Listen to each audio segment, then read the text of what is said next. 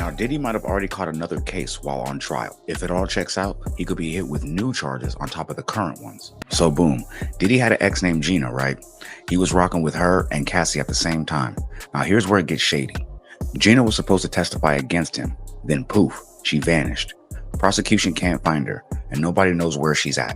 But if Gina pops back up and hits that stand, that's curtains. She's the only one so far who publicly aired him out, and what she said damn near mirrors Cassie's whole story. Gina spoke out about Diddy 5 years ago in a full Tasha K interview, exposing abuse. But back then, folks just called her a clout chaser. Now it's looking like she was telling the truth. But the problem? Gina's missing. Can't testify, can't be found. But Diddy's longtime bodyguard, Gene Deal, claims he knows exactly where she's at and why she disappeared. Come, bro. Because what the prosecution, the defense trying to do, the defense is trying to, you still got Gina, and the prosecution, or the defense was trying to tell the prosecutor, well, she's not a witness, she's not a witness. They want the prosecution to hurry up to bring Gina in so Gina could paint the picture that like everything was consenting because she's been paid off. And this is the one that disappeared, right? Yeah, this is the one who disappeared. This is the one who, they could get her. There's nowhere she could go that the federal government, if they want you, that you can't be gotten. You understand what I'm saying? If the federal government wants you that bad, you'll be gotten, bro. It's too much technology, photo imaging. There's nowhere she could go. She Asian, you know what I'm saying, half Asian or whatever like that. She might like Chinese food, rice or whatever like that. She got to go somewhere to get something to eat. You know what I mean? It's crazy, bro. So now she come and she testified in behalf of Diddy. They want the prosecution to bring her in. They know she's a hostile witness. You understand what I'm saying? I don't want to be here, this, that, and other. She made a post, I'd rather be in Chanel and all this other shit like that. That's the girl who took off the payment. She took the $2 million payment from Diddy and them when she got on Tasha K. I think Diddy may have gave her $2 million or something like that. Got her in school, gave her an apartment out in LA, still was messing with him. Oh man, brainwashed. But she did talk to the federal government. They do have emails and everything from her and her lawyer. So she had to be somewhat involved in that. You understand? It's a lot of stuff. They said they got 6 more weeks of testimony. Now, Gina was fully cooperating with the feds, meetings, sharing info, lawyers talking, but then suddenly backed out once trial started. Why? The check cleared, obviously. Diddy's team likely told her, if you get called, just say you lied or don't remember. But she knows lying on the stand in federal court could land her in jail. So now, she vanished. If the feds find out that Diddy paid her after those meetings they had, he's looking at witness tampering, bribery, and it'll stack right onto that active RICO case he's facing right now. Here's where it gets real sticky. This whole case gonna come down to patterns, and Gina's story, damn near a carbon copy of what Cassie laid out. If she shows up in court and tells it all, Diddy's done.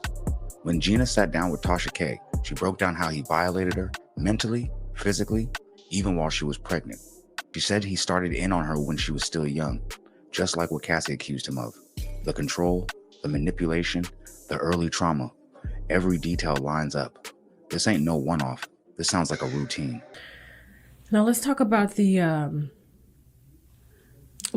physical abuse. If you're okay. Are you okay with that? Mm-hmm. Okay.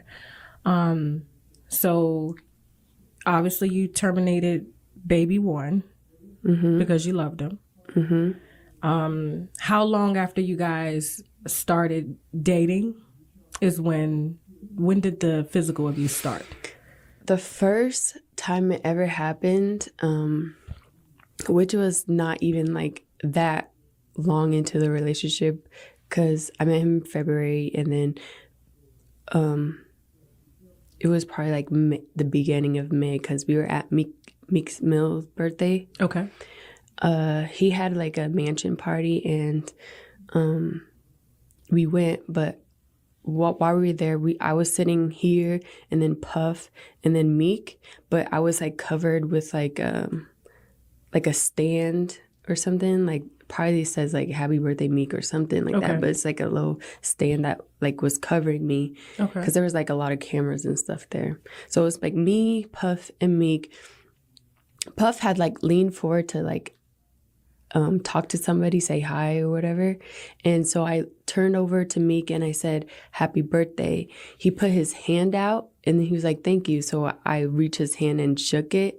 And as I shook Meek's hand, he turned around and saw it and he got so mad. Wow.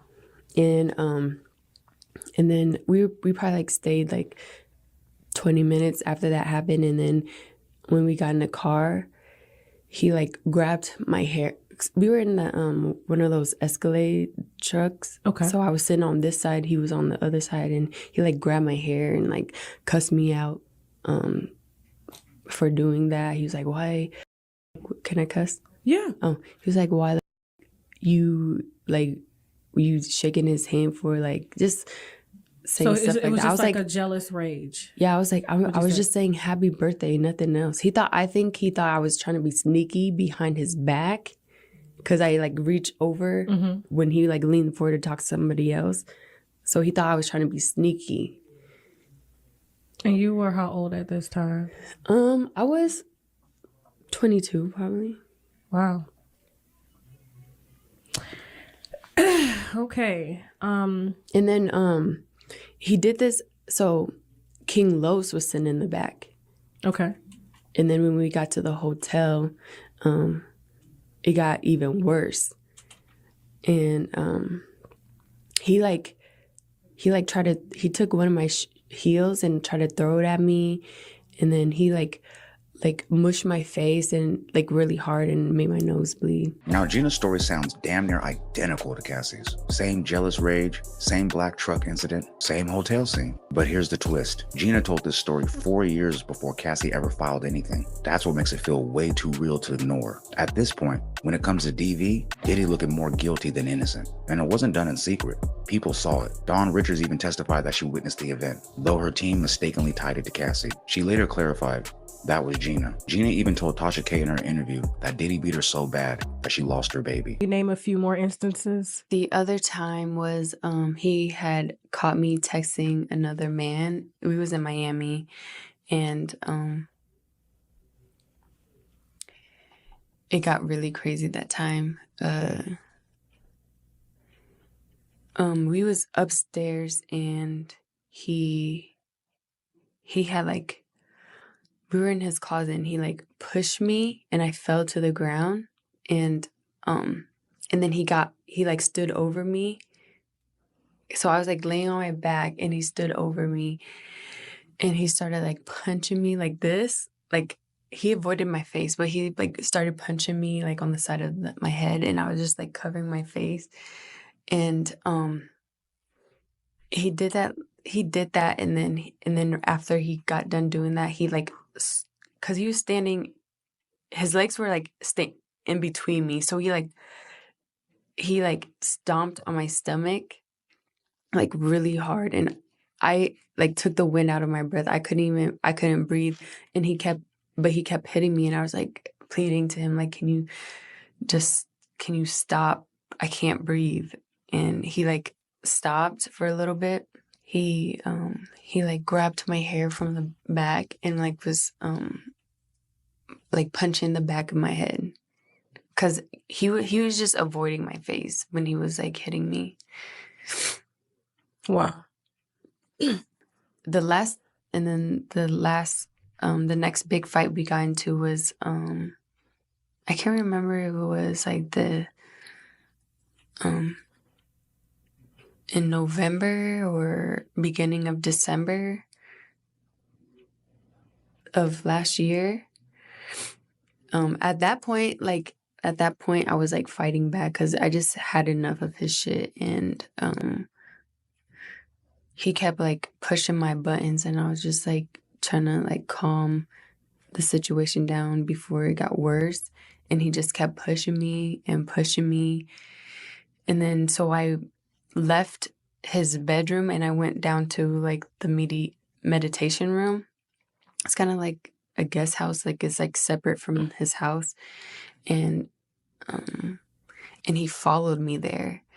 And he like continued talking shit to me. And I just got to the point where I was just so angry that I like took a bottle of De Leon and then I like smashed it on the ground. And he was like, you bitch, you did that at my house with my kids here.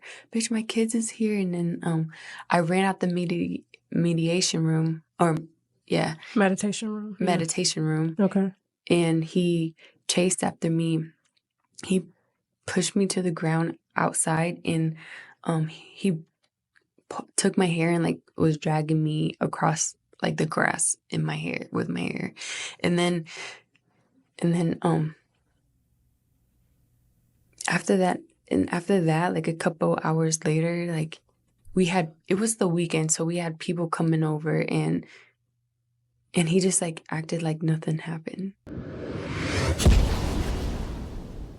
Gina even told Tasha K that Diddy beat her while she was pregnant. So bad, she lost the baby. Gina also claimed that Diddy had questionable pictures of Lori Harvey on his phone, ones where she didn't even look legal. Stuff like that is why they don't want her anywhere near the stand. Allegedly, she got $2 million from Diddy years ago when she first started exposing him, then stayed in his orbit. In 2023 or 2024, she was even online beefing with Young Miami over him, because Diddy was messing with both of them. She aired him out, calling him horrific, then got back with him after that bag dropped. But once the feds pulled up, she flipped again. And now, seems like she's been paid off again to stay quiet. And look, Diddy probably did her foul, but let's keep it real. Some of these women are moving like opportunists. They ain't pushing for real justice. They chasing payouts. It's like every time Diddy's in trouble, it turns into another cash grab playthrough. Seems like the game is never ending. But hey, if you made it this far, click the left side of your screen to see how Megan Thee Stallion's been exposed for lying about the Tory Lanez situation the whole way through. And also, don't forget to leave a like, comment, subscribe, share to be aware, put me in that algorithm because I need to beat error, man. Because I know there's 10 other streamers out there doing it like me, but